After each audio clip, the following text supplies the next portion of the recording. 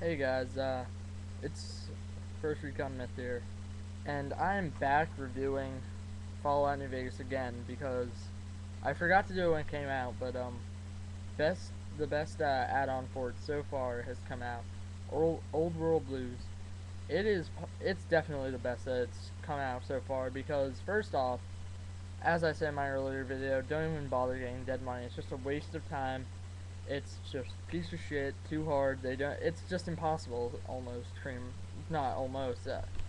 You can do it, but it's going to take your ass a lot of time for no true payoff, no good weapons, nothing like that. Um, and then there was Honest Hearts. That was good. I liked that, but it was a little too short. Now it had its benefits because it did. You can go back there. You can still explore Yaguai. There are good sources of XP and just exploring, finding new places there. You can usually find a few supplies. The weapons, if you've seen them, 45 submachine gun. It's pretty powerful, but terrible accuracy. I gotta say that. And then there's the 45 auto pistol. Now that is really probably, besides the Ranger Sequoia, that's probably the best weapon that you can, or the best pistol in my book. That are actually probably one of the unique magnums. 44 is Mysterious Magnum, and then there's the Lucky Revolver. So yeah, I'm recording Old World Blues, best of them all so far. Uh, Basically, I don't know what to say about it. It has a great storyline. First off, it has a huge, not really huge, but it has a really good sized map. It's like perfect for an add-on. Um, like Honest Hearts, you can return to there after you're finished with it, um, and shit like that. So basically, if you're gonna go and you're going to invest in one of the three add-ons for it, I would definitely choose that one. Not only is it the most updated, it probably has the most hints toward future events. It has a lot of really great weapons. I can name three probably off the bat. If you're good with, okay, so I can name pretty much one from three of the weapon types. First off, melee, proton, proton power axe or something like that. It has an insanely high EMP bonus. And it's still even like against a normal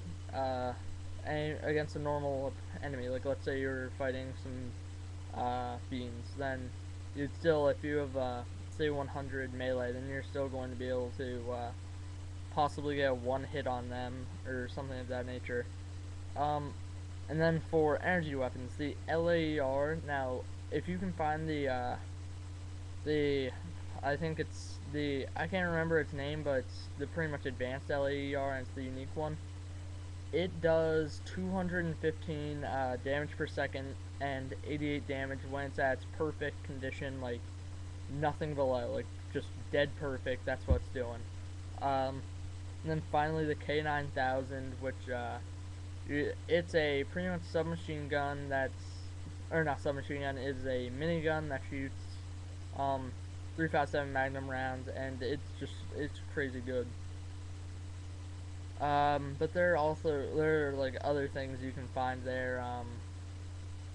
There are a lot of stimcacks there. There's a good amount of ammo. And I guess like there's some of the things you can get like there. I can't even remember what it's called, but there's the stealth suit. You can get that, and it does add a good amount of stealth. I think it's like plus 25 or 35, something like that, and that can be a bonus. But the thing is, you're gonna want to get the upgrades on that, and by the time you're getting to the last part of like the last mission to get the upgrades for it, it's really quite a challenge. And plus there are some good like side quests, like just I'm not gonna give anything away really. The most I'm gonna give away is the weapons, which you can already find on the vault, which I actually want to post a link to. They have that. It's pretty much a wiki for all of any Fallout you want to know about. Like let's say you're walking around the wasteland and you find a cave, but you don't know if you should take a chance on going in there because you don't know if it's gonna be so challenging.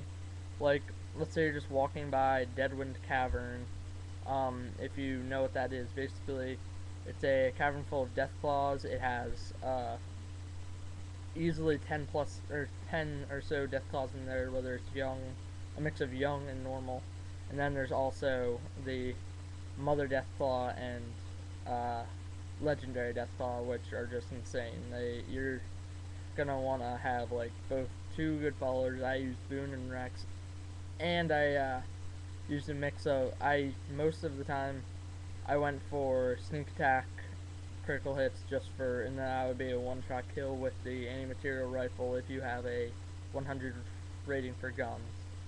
So yeah, that's like, let's say you find there, you just are kind of wondering about, you kill the death claws out front of that, and you're like, huh, maybe I should go in there if there's any good payoff. You can check on the website. I'll post a link to it. But yeah, I got off topic there for a second. Um, Overall Blues, definitely invest in it. It's really a great add-on. I just have nothing more to say on it. I guess I'll tell you something about the enemies. The enemies,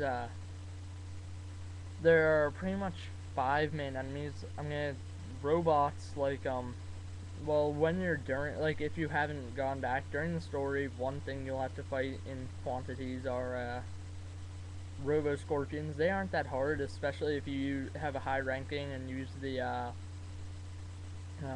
like power axe. That's going to get you a lot of one or two shot kills on it. After that, there's lobotomites, and those are pretty much just people, and they're actually pretty much ghouls that can use weapons. Okay, I'll just say that. Ghouls that can use weapons, except they don't have burnt off flesh. They, since this used to be where you are, this used to be basically the science capital of America and the world. Like, this was the place where they were finding cures for things like Alzheimer's. Like, it was insane. So pretty much these are the people that they lobotomized, but still somehow they can use weapons like guns and melee weapons. They're not too tough to kill. And then there's like YCS-18s, and they're like skeletons inside like spaceman suits. I don't know what the fuck's going on with them. Uh, Next, there's Night Stalkers. I'll tell you that much. There are Night Stalkers. There's going to be a big thing, like a big. I'm trying to think what it's called. You have to do, if you're going to go for like 100% completion on the whole add-on, then you're gonna have to go through it.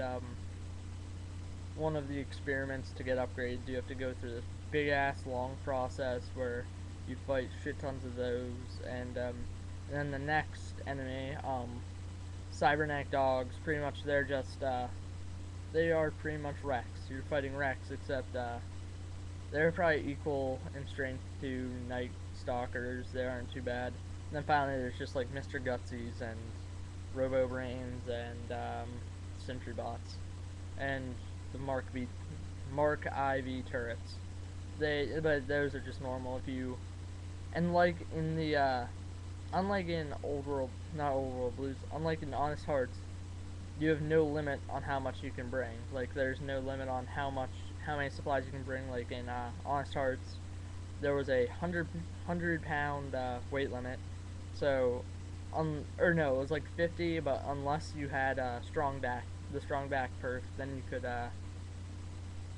could bring 100 pounds. But yeah, there's no limit. You just bring what you have on you at the time. So before you go, I would stock up on ammunition and possibly things to repair with. That is definitely something you're gonna want to need, because by the end of it, I was really reeling for things that were out of condition and stuff like that.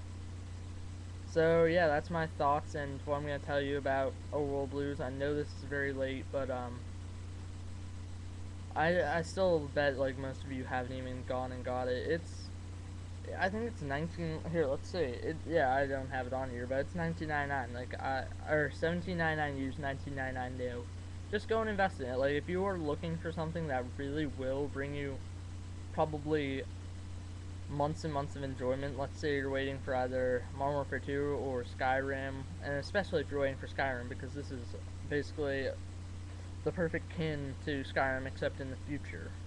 Just, yeah, you're gonna want to get this because plus if you are getting Skyrim, you probably like Bethesda too. So invest in this. Invest in Old World Blues. It's great. You're gonna like it. It'll give you hours of entertainment.